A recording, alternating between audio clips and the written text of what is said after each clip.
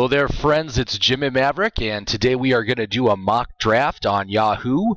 We are in a 12-team league. We are going to be picking first. That's me right on the very end. We got about a minute till this draft starts, and we are going to be using my app, which is My Perfect Fantasy Draft, to help us pick the players today. And I think you're going to see that we are going to be able to pick an awesome, top-notch team, and it's going to be super easy to find the best players for each and every round of this draft.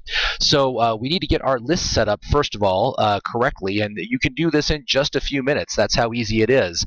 You have to answer 3 questions. So the first question, how does your league score points? Yahoo this year is a half-point PPR league, so we'll select that. Then it says question 2, do you want to engage Jimmy's recommended player filters? And we will go ahead and engage those filters and remove some of the highest risk players off the list so we don't have to worry about them. And then question 3, we are going to enter draft mode, so we just have to put in the size of our league, 12-team league, and our draft position, which is number 1, and we will go ahead and enter draft mode. It's going to think for a second there. Let's check on the waiting room. The draft is now loading, so that's good. And what you're going to see here, what's going to pop up in just a second, is the draft mode filters.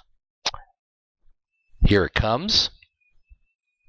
And right here, what these filters represent is each round of the draft. And because we are picking first, we get 2 picks at each of these rounds. So we're just going to combine them and find our 2 favorite players for each round. So just give you a quick overview of how the list works and how to read it.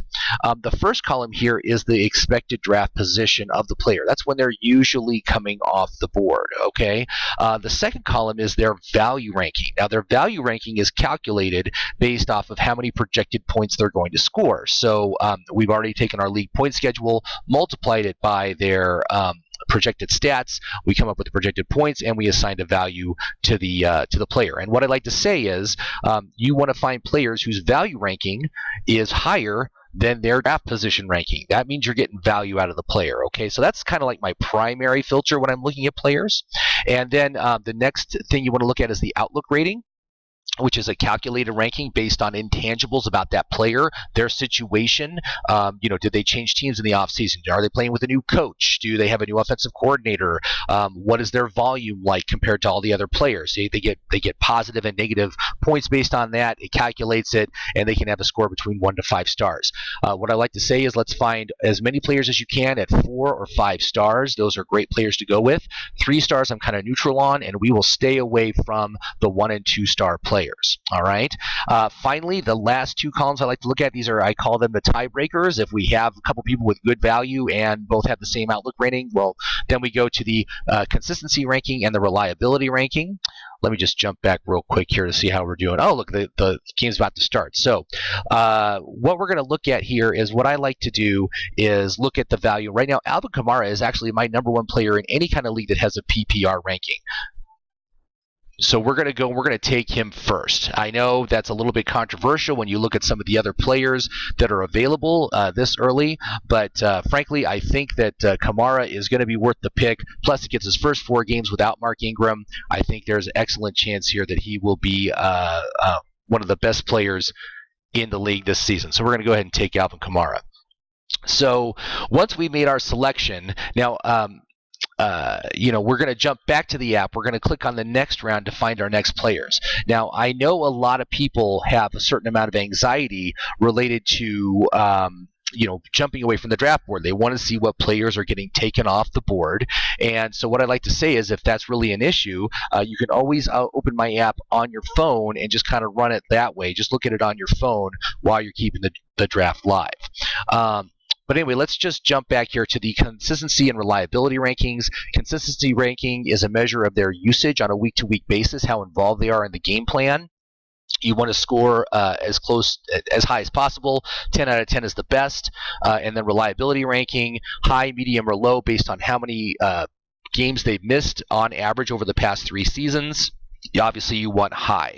So now we're in the second round, and as you can see, the top 2 value players that should be available when it comes around to us are Tyreek Hill and Mike Evans. Of course, both wide receivers. In this case, I would give Tyreek the edge because he does have a 5-star outlook versus Mike Evans, who has 4 stars, and also has higher consistency rankings. Again, makes it easy to find. I really do like Tyreek Hill this year. I think Kansas City is going to be an outstanding offense, a lot of points scored, and I think Tyreek's going to feast off of that. Now, let's say we want to look at another running back. If you want to look at various positions, up here at the top, you got the position filters. So if we want to look at what running backs are available for us in the second and third round, we can filter this way. Now, of course, LaShawn McCoy has many issues associated with him. He does offer the best value, but not the best outlook. But Jordan Howard, again, another player I really, really like this season. I think he's in an outstanding situation. 5-star ranking, high reliability. His consistency ranking isn't as good as I like it to be, but it's good enough. I mean, a 6 out of 10 is pretty good. I think what I'm thinking here is I'm going to target Tyreek Hill and Jordan Howard for my players. So we're going to have to just wait for my turn to come around here, and we are still a ways away from my pick, so I'm going to pause until we get within 4. All right, we just jumped back in here. It is now 3 picks till our pick, and we are just waiting to come around. But it looks like we're going to have no problem getting those 2 players that I very, very much like this season. So they are both still sitting on the board. And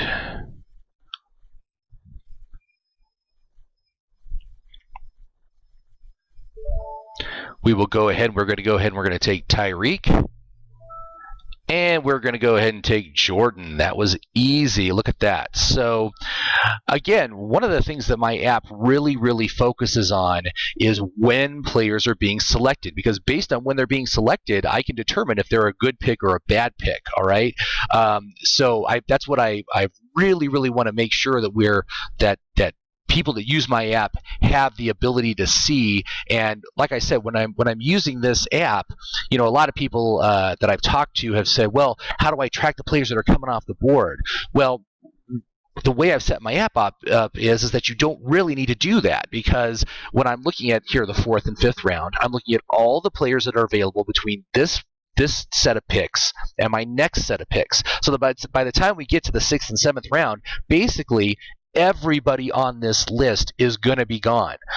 There will be a few holdovers, and occasionally a really good player kind of slips through the cracks, and you just want to be aware of that, and you can always jump back to the prior round to see how they're valued against the player that you like for the current round. But this is, like I said, this is a guide. You kind of go back and forth. So now, going into the 4th and 5th round, of course, we've got plenty of time here before our next pick. So let's take a look. Now, Sony Michel has a very good outlook ranking, and obviously offers the best value for our next pick. But, of course, the risk is rookie running back at New England, and we don't have any consistency or reliability rankings. Likewise, you got Rex Burkhead still there. I'm not really particularly enthused with taking Sony Michel. In fact, we might be able to wait till the next round looking at his draft position. We might be able to wait till the next round, and if I could get him in the 6th, I'd be a lot more comfortable than taking him in the 4th. So let's move down the list. Now, Golden Tate, I think is a great option because he has this golden dollar right here, means it's a contract year for him. Okay, so he's playing for a big payday. The down arrow is a negative. That means he has a negative trend in his usage over the past 3 seasons.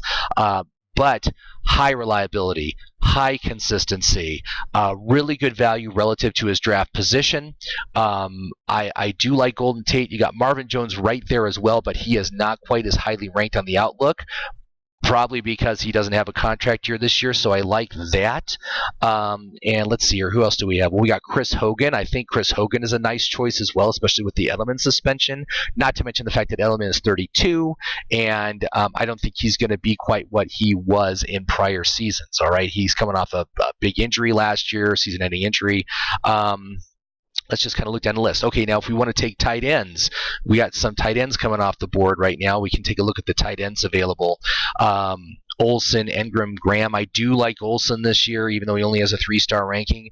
I think we can wait on tight ends, though. I don't think we need to take them at quite this point.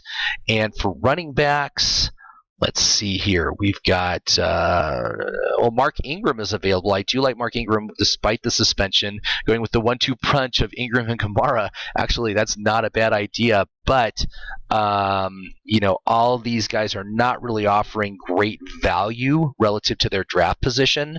So I want to kind of stay away from them. So This is kind of a tough call here. I do like I said, Golden Tate is definitely going to be one. And maybe I'll go ahead. I'm going to take Greg Olsen. He offers good value relative to his draft position, and I think that's a good choice for our 4th and 5th pick. So let's jump back here, and we have 3 picks till our next turn. So let's see what's going on here. So where is Golden Tate? Oh, I hope he didn't get selected already. Oh, no, there he is. He's right there. Okay. Golden Tate is available.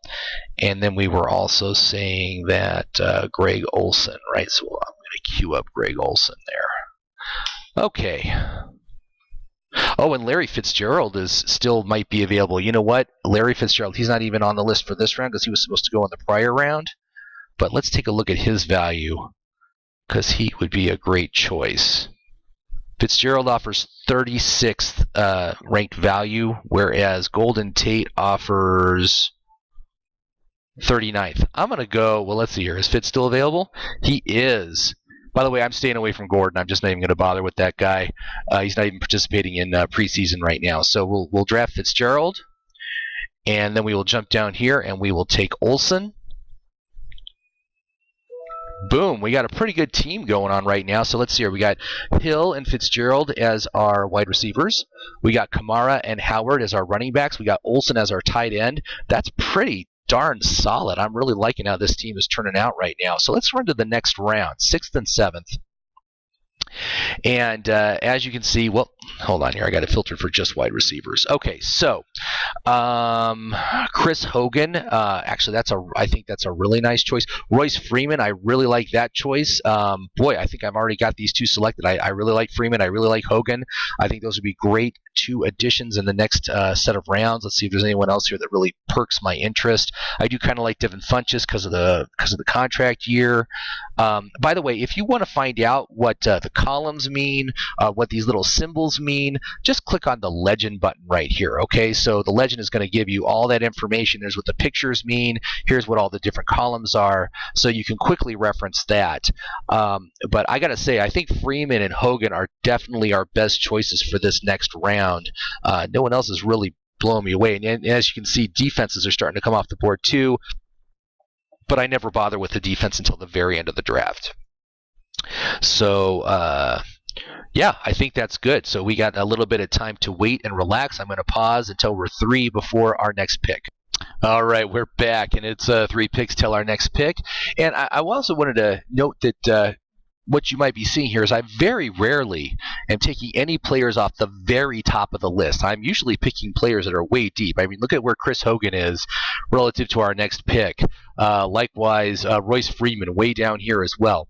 Again, I'm looking for the best players at each round of the draft. And one of the things that most people don't realize is that, when we're looking here, we're at the 6th round of the draft.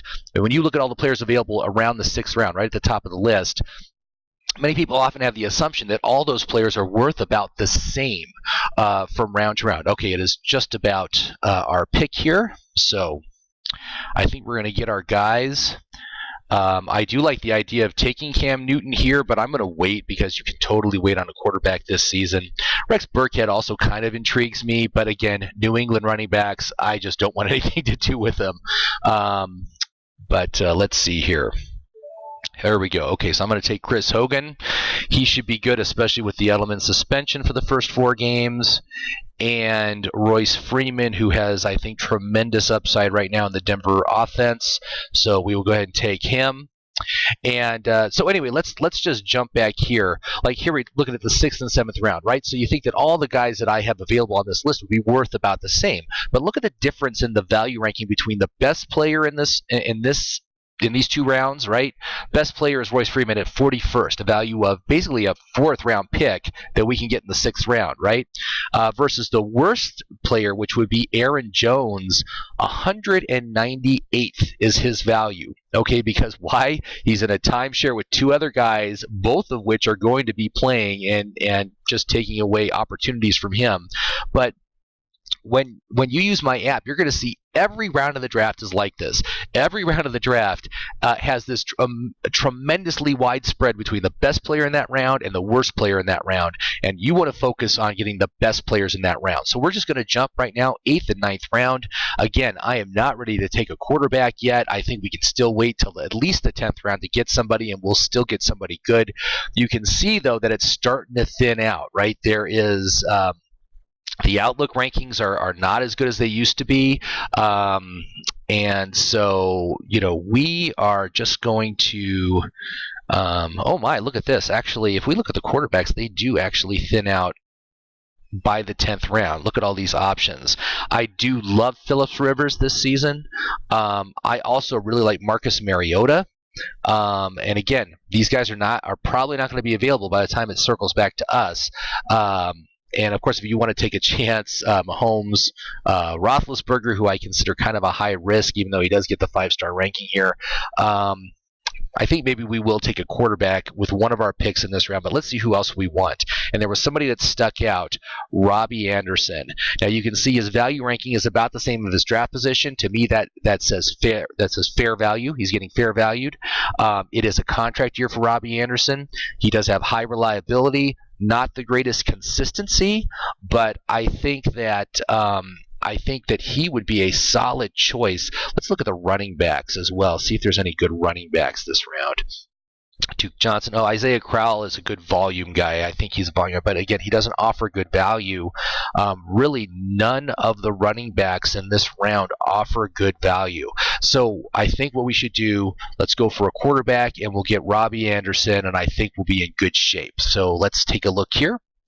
And, of course, we have 10 picks to our turn, so I am going to go ahead and pause it until we're within 3. All right, and we are back, and again, it is coming up on our thing. Here is Robbie Anderson right here. And as far as quarterbacks goes, like I said, I really, really like Rivers, so I think we should take him. Again, we do have some other decent choices here.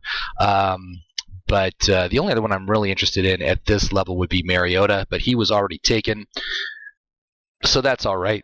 Phillip Rivers is actually my first choice over Mariota anyway, so it is just about our pick. And again, just looking at the top of the list, anybody left behind that I really, really like? Not really. There's nobody here that's telling me I need to take them. So let's see here.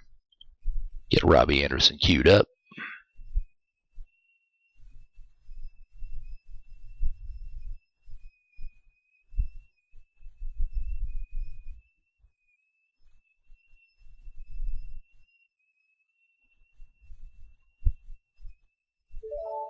All right, we will go ahead and we'll take Robbie Anderson.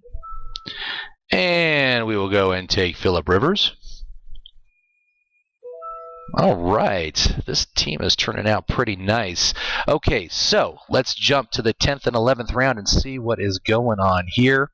Again, look how it is thinning out, man. The highly ranked players are going down. Now, I do like Kenny Stills. He is a great option at this point in the draft. High reliability, not great consistency, but you know what? Upward trend in usage. Value is tremendous compared to his expected draft position. So I think that definitely should be our first choice. Let's see here. Geez, is there anybody even on the running backs that I want to think about?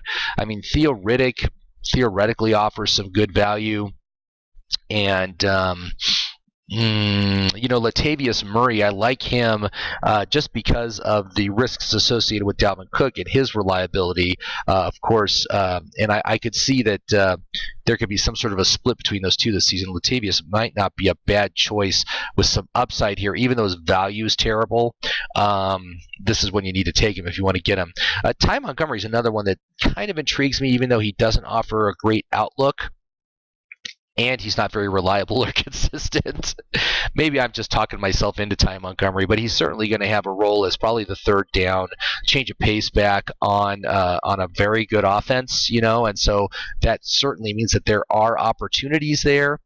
We definitely need to get ourselves a couple more running backs. You know what? I think I'm going to go with Theo Riddick on this round.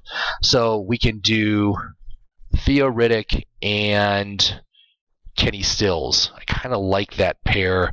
Looking at who else is available. Mariota was already taken. I don't need a second quarterback anyway, so it doesn't really matter. So Martavis Bryant is another one that really intrigues me. You know what? That might not be a bad choice, too. He doesn't offer as good a value as Kenny Stills, though. I mean, Kenny Stills is just a big step above what we can expect out of Martavis this season. Plus, Martavis changed teams. I'm not real big on players that switch teams during the offseason. All right, so we can go for Stills, and we'll go for Riddick. All right, that sounds good. So we'll just jump back here, and Kenny Stills. Yeah, I'm going to just look him up. Kenny Stills, Riddick. Okay, so I got him queued up. Let's just see if there's anyone else at the top of the list that's intriguing me that's getting left behind. Not really. And Chris Thompson, his injury, they're saying he's not going to be back to 100% until November. I would just stay clear away. Oh, my goodness. Marshawn Lynch is still sitting out here. Okay. My chances of getting Marshawn Lynch are next to nothing. You know what I'm going to do? We've got 10 picks. I'm going to go ahead and pause until we're within 3, and then we'll make a determination as to if there's any better options besides Stills and Riddick. All right, we're back. It's coming back on our pick, and Duke Johnson is still sitting up here. I do like Duke Johnson more than I like Theo Riddick, so I think we might take him if he is still available, which he probably will be. Okay, so I am going to go ahead. I'm going to take Duke Johnson, and I'm going to take Kenny Stills. All right, we are just cruising along here. This is going really well. Now, something else I want to show you on this app is if you want more information about a player, you could just click on their name, and it opens up all this additional information about them, including their projected stats for the upcoming year, their historic stats, and these historic stats, you can actually click this little button right here, and it opens up every game and how many points they scored, again, based on how your league scores points, right? So very useful to look at that. There's commentary usually down here. The Outlook ranking, remember how I said there's commentary on the positive and negative criteria? Well, this is where the criteria is listed. So you can see with Mohamed Sanu, he gets an upward trend in his usage, +1 for high reliability, +1 for being undervalued. So that's +3. Everybody starts with 1, right? So he gets 4 stars, and that's how that is ranking. As far as negative criteria, he doesn't have any negative criteria, which is actually pretty nice. You'll find some players have nothing but negative criteria and no positive criteria. Those are definitely the guys you want to stay away from. But you can also click on this for some latest headlines about that player. It goes to Rotoballer and just pulls their latest headline for whatever player you're looking at. And if you want to close it, you just click on their name again and it just closes it back up. But let's take a look here for the 12th and 13th round. Obviously, we got Sandu at the top of the list, offering the best value at this round, 99th ranked value versus 142nd ranked draft position. That's very good. I do very much like that. High reliability, a good, average consistency, not great, but average. So that's not bad. 4 stars, that's pretty good. I do see Charles Clay here, the tight end, with 5 stars, but we don't need another tight end. We've already got Greg Olsen. I never take more than 1 tight end in any of my drafts anyway. Again, like I said, a lot of 1-star players. I'm not interested at all in those guys. I don't really think we need to take. We don't need to take another quarterback, that's for sure, but there are defenses, a lot of defenses coming off the board here, and let's see here. So I think maybe what we want to do, why don't we grab a defense along with Sanu? I think that's probably a pretty good choice. Whoops. Turn those guys off. Okay, so I'm going to go ahead and pause this till we're within 3 of my next pick. All right, we are back. It is almost our pick. And actually, I was looking, we already have 5 wide receivers. I don't think we need another one. I don't think we need a 6th one. So I'm just going to look at the running backs. We're going to take like the best one I can find. And I do see that Latavius Murray is still available, and I do like him. Chubb is in a crowded backfield. Jamal Williams, again, crowded backfield. James White, don't want anything to do with him. So Ty Montgomery is still sitting here. Wow, okay, so there's a bunch of guys still available. Corey Clement, certainly he's an attractive option, but I think Latavius Murray definitely has him beat on usage. So I'm going to go ahead and take Murray. And then I'm going to look at defenses and see what we can get for defenses. We got some good options here. Boy, I like Baltimore this year. I think they're a great choice. So let's go ahead and we'll take Baltimore here. And then we're going to head into our final 2 picks. So let's go here and see. Maybe, of course, one's going to be a kicker, right? We'll just take whoever's available. And one of the things, my list does not include any kickers, okay? And the reason for this is because I hate kickers. And if you're taking a kicker with anything other than your very, very last pick, you are wasting a pick, all right? So we're just going to use our last pick on a kicker. We'll find a good one. Don't worry, there'll be good ones available. So we just need to figure out what we're going to do for our second to last pick. So first of all, let's look and see what running backs might be available. You got Devontae Booker. Actually, given that we took Freeman, Booker might not be a bad handcuff because I think Booker is probably going to be the third down change of pace back for this team. He did catch a lot of balls last season. Let's see here. Last year he was targeted 38 times, 30 catches. This year they're projecting he's going to get 68 targets. We'll see how that evolves as preseason goes on, because Freeman has been getting a lot of buzz about being a 3-down guy. But you can see a lot of 1- and 2-star players. Again, just not very interested in any of them. Down here, Spencer Ware is intriguing. Obviously doesn't offer great value, but at this point it doesn't really matter. We're right at the end of the draft. But I do like the fact that Ware is healthy again this year. I think he can carve a role for himself out in this offense. Kareem Hunt really seemed to wear down, especially around the middle of last season. They're going to need someone in there to help spell him. That's a good choice. Chris Carson right now is ahead of Penny on the depth chart. And remember how good he was last year in his limited usage. He was very, very good. So there are some decent options there. We are just going to have to wait and see what comes around to us. So again, I am going to go ahead and I'm going to pause this until we get within 3 of my next pick. All right, and I'm back. Okay, so I'm just looking at who is still available as far as the running backs go, and I gotta say, Ty Montgomery as a final round pick is not a bad choice. There's Devontae Booker. We could take him too. I think either one would be a decent choice. For right now, I'm going to take Devontae Booker as kind of a hedge against Royce Freeman. So we'll go ahead and we'll select him. And then with my last pick, we will go ahead and take a kicker. Let's see who we got. Mason Crosby right at the top. I do like him. Boom, and there's our team. So let's take a look here. So here's what we got. Quarterback, Phillip Rivers.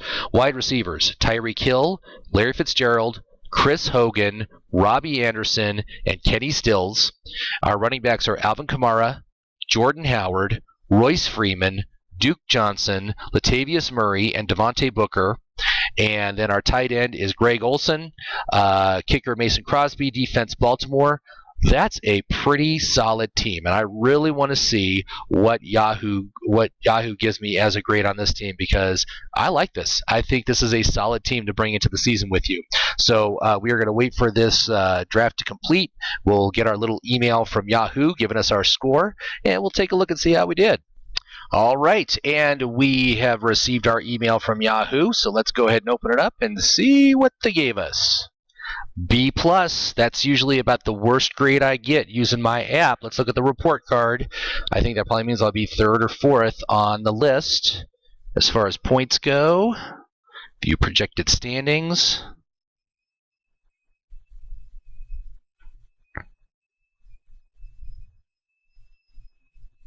Did you do it?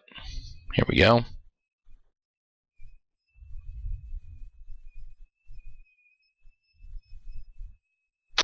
and it's got me ranked 3rd overall. Good enough to get into the playoffs, good enough to win your league. So thank you very much for watching this video. I hope you liked it. I hope that my app can really help you in your fantasy drafts this season. I think it will make a huge difference. You are going to be amazed at how easy it is to utilize this to find the best players and draft the best team possible each and every pick of the draft. That's what we showed. Each and every pick of the draft, we used this app. We found the players we liked the best. We got them, okay? We didn't miss out on a single top choice in the whole draft, which usually doesn't happen. Usually there's like maybe 1 or 2 players that we miss, but you can see how well this works. So thanks again for watching. Please go to my website, ffmaverick.com, right here, and you can sign up for a free account. You can utilize a limited version of this app to try it out for yourself. I encourage you to do that. Thank you very much for watching. I appreciate it. Please subscribe to my YouTube channel if you haven't done so already, and have a great day.